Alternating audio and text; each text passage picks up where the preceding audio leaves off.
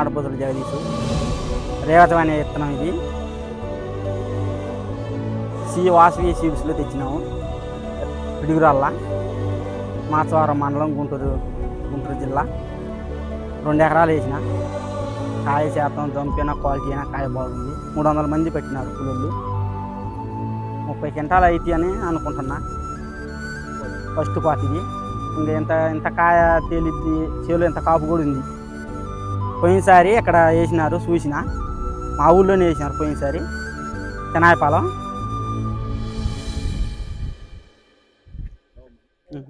విత్తనం బాగుంది. కాటాకు కూడా బాగా వస్తుంది అని పోయినసారి చూసిన. అవి కూడా నాయే మండబోతున్నా.